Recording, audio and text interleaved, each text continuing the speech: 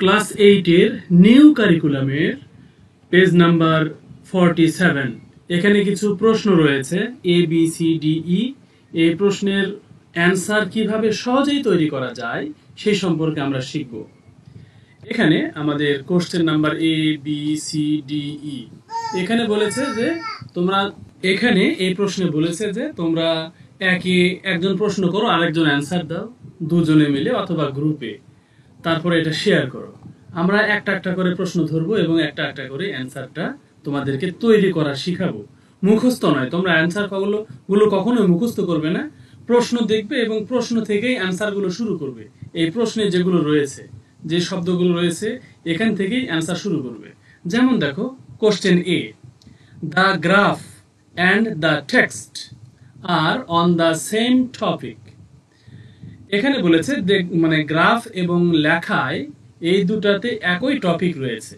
Do you agree? তুমি কি এই কথার সাথে একমত? অর ডিসঅ্যাগ্রি, অথবা দ্বিমত? তাহলে আমরা অবশ্যই এগ্রি করব, ইয়েস বলবো। তাহলে আমরা অ্যান্সারটা কিভাবে বানাবো মুখস্থ না করে? এখানে দেখো, আমরা ইয়েস আই অ্যাগ্রি, ইয়েস কথাটা তোমরা সবাই বানান জানো, আই বানান জানো, এগ্রিটা বানান জানার দরকার নেই, এখানেই আছে। তাহলে ইয়েস আই অ্যাগ্রি এই কথাটা দিয়ে আমরা যেগুলো কালো রয়েছে লেখা, এগুলো সরাসরি এখান থেকে নিয়েছি। দেখো, the graph and the text are on the same topic, এই পর্যন্ত আমরা লিখে দিলাম, ব্যাস হয়ে গেল। তার মানে এটার অ্যান্সার মনে রাখতে হবে যে ইয়েস আই অ্যাগ্রি, এতটুকু মনে রাখলেই, আর এই কথাগুলো আমরা এই যে এখান থেকে এই টপিক পর্যন্ত যা আছে হুবহু আমরা এখান থেকে তুলে দিব। এরপরে number B, how are the presentations, উপস্থাপনাগুলো কেমন, অফ দ্য টেক্সট, মানে এই লেখার উপস্থাপনাগুলো কেমন, ডিফারেন্ট ফ্রম ইচ আদার, কেমন আলাদা একে অন্যের সাথে। এই গ্রাফ এবং লেখার প্রেজেন্টেশন কোনটা কেমন, কোনটা আলাদা, এক্সপ্লেইন উইথ এক্সাম্পল। তাহলে আমরা উদাহরণ দিয়ে এটাকে বুঝাবো। তাহলে অ্যান্সার আমরা কোশ্চেন থেকেই শুরু করব। এই যে হাউ কথাটা বাদ দেব, আর সাহায্যকারী ভার্ব, এটা আমাদের সাবজেক্টের আগে এনেছে, আমরা এটা পরে লিখবো। তাহলে শুরু করব দা থেকে। The presentations of the text are different, আর কথাটা এইখানে নিয়ে আসবো, ডিফারেন্টের আগে নিয়ে আসবো, টেক্সটের পরে।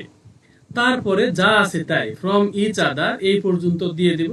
তারপরে এক্সাম্পলস, এখানে আমরা যা আছে তাই এইটা তুলে দিব। এখন আমরা কোনটা কেমন সেটা লিখে দেখাবো। তোমরা এরকম করে দুটা বক্স করেও লিখতে পারো, অথবা একটার নিচে আরেকটা প্যারা করেও লিখতে পারো। তাহলে ইন দ্য গ্রাফ, গ্রাফে কেমন সেটা আমরা প্রথমে বলবো, তারপরে এখানে বলবো ইন দ্য টেক্সট, টেক্সটে কেমন। তাহলে ইন দ্য গ্রাফ, গ্রাফে we get an easy look, মানে গ্রাফের দিকে তাকালে আমরা সহজেই দেখতে পাই যে এখানে ধীরে ধীরে কি বেড়ে গেছে নাকি ধীরে ধীরে কমে গেছে। তোমরা যারা ক্রিকেট খেলা দেখো তাহলে দেখবে যে মাঝে মাঝে গ্রাফ আসে, সেখানে দেখবে যে রান রেট বেড়ে যাচ্ছে না কমে যাচ্ছে, সেটা কিন্তু দেখা যায়, সহজেই দেখা যায়, না পড়েই দেখা যায়। তাহলে আমরা লিখবো we get an easy look, it shows us, এই গ্রাফটা আমাদেরকে দেখায়, দ্যাট যে women are developing day by day, যে এই গ্রাফটা আমাদেরকে দেখাচ্ছে যে মহিলারা দিন দিন কি হচ্ছে, উন্নত হচ্ছে, ডেভেলপ হচ্ছে। আর গ্রাফ না দেখিয়ে যদি আমরা লেখায় পড়ি তখন কি হবে, in the text we get written and detail information, যে লেখায় আমরা লিখিত তথ্য এবং বিস্তারিত তথ্য পাই।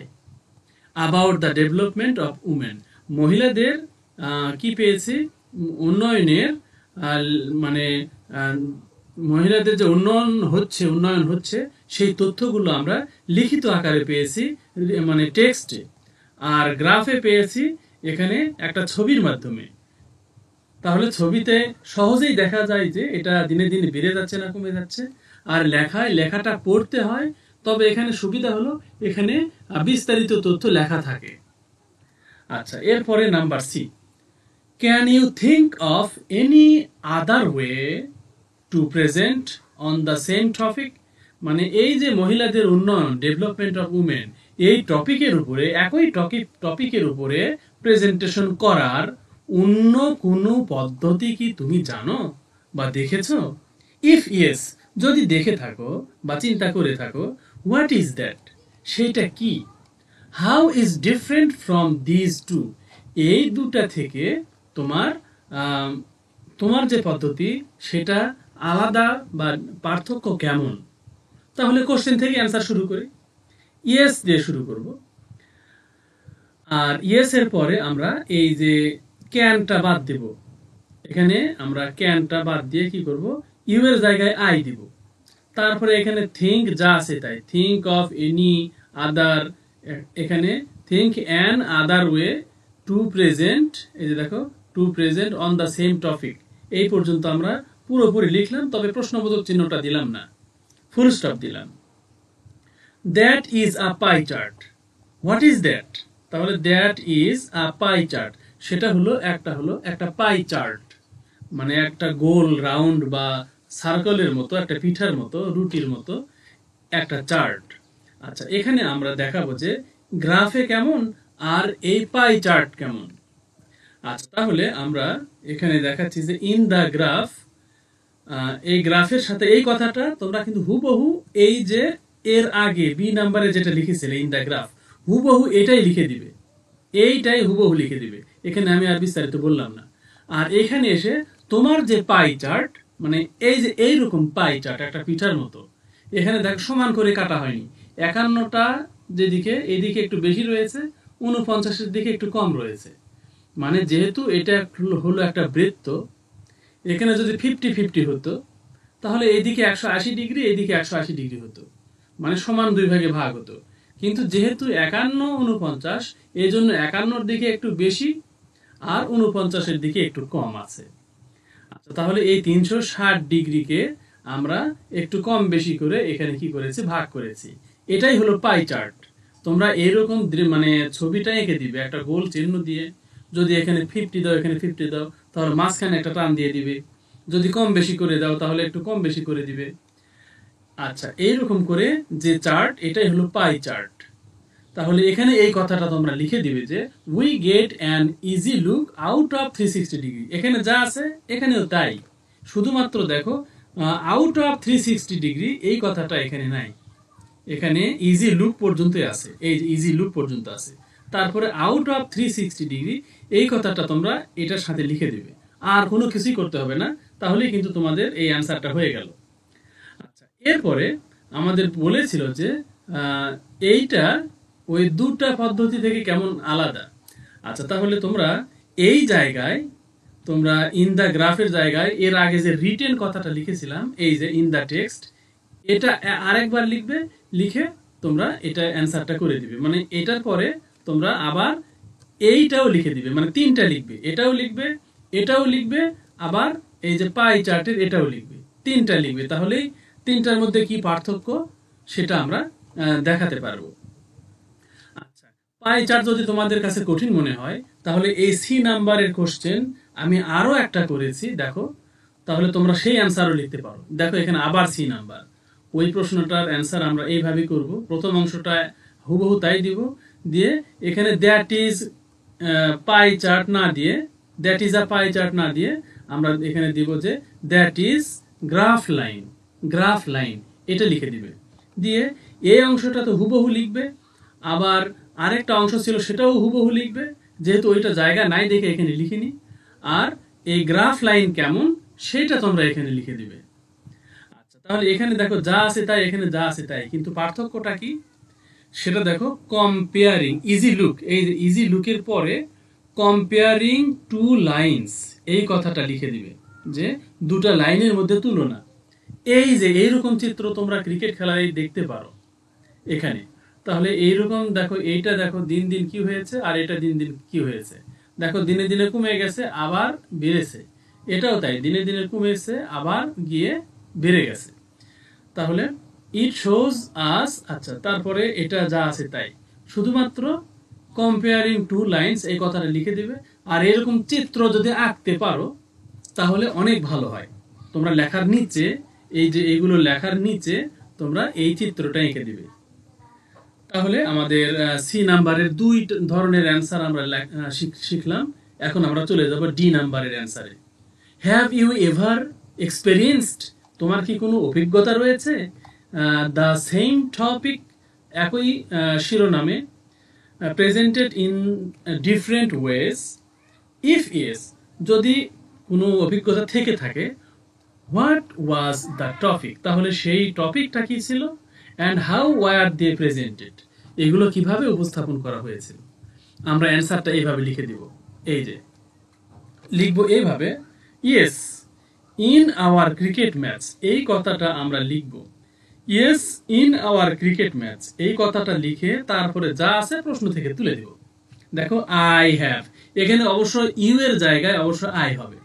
এই প্রশ্নে ইউ থাকলে অ্যান্সারে আই হয়, এটা আমরা সবাই জানি।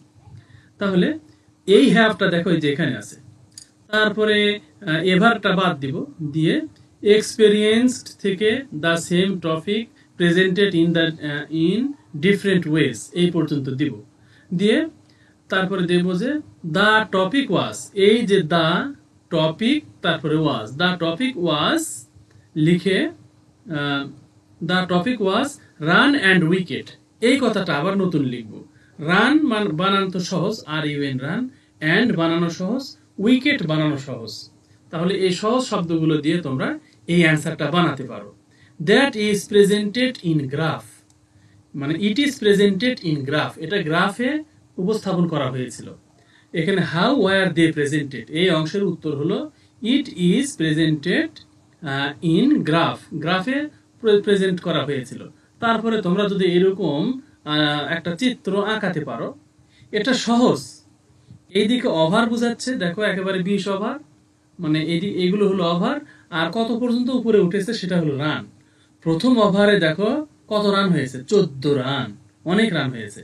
তারপরের ওভারে দেখো 1 রান হয়েছে, আর একটা উইকেট গেছে, এই যে লাল বল, এগুলো হলো উইকেট।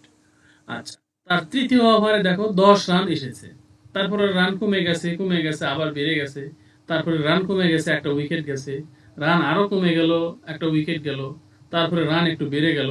মানে এটা যে এই পর্যন্তই হতে হবে তোমার ইচ্ছা, তুমি এখানে প্রথম ওভারে কত রান দেখাবে, তুমি 12 দেখাতে পারো, বা 6 রান দেখাতে পারো, বা 2 রান দেখাতে পারো, বা তুমি 16 রান 20 রান দেখাতে পারো, সেটা তোমার ইচ্ছে।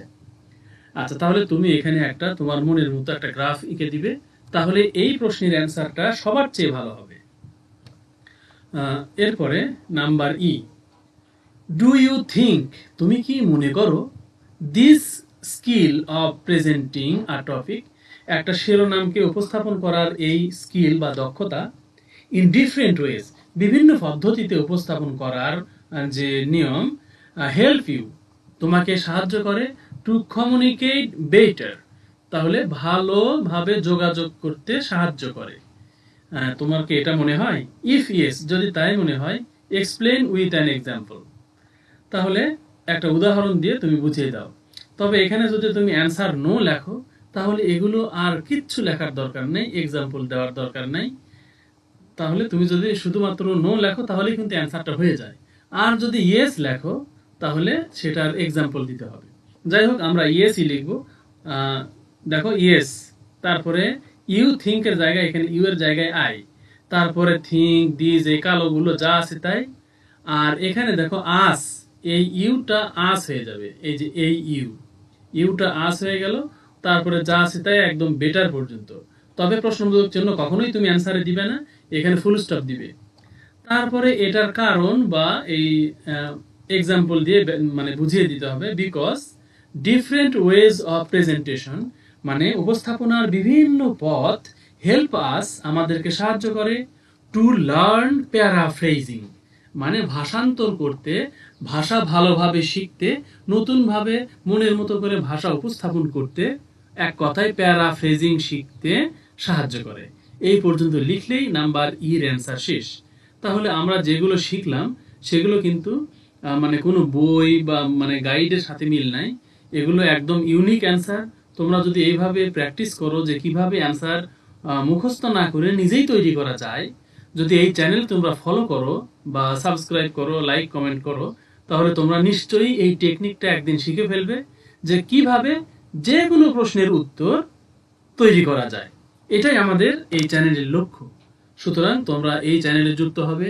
আর এই চ্যানেলের নাম 1 আওয়ার স্কুল হওয়ার কারণ এটাই যে, তোমাদেরকে বলে রাখি, স্কুলের পড়াশোনার কোনো বিকল্প নাই।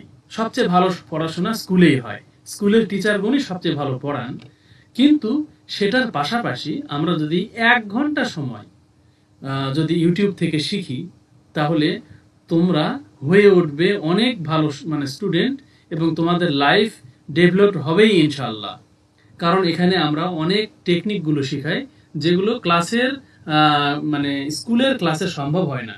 কারণ স্কুলের ক্লাসে অতগুলো স্টুডেন্টকে শিখাতে গিয়ে টিচারগণ কিন্তু হিমশিম খেয়ে যান।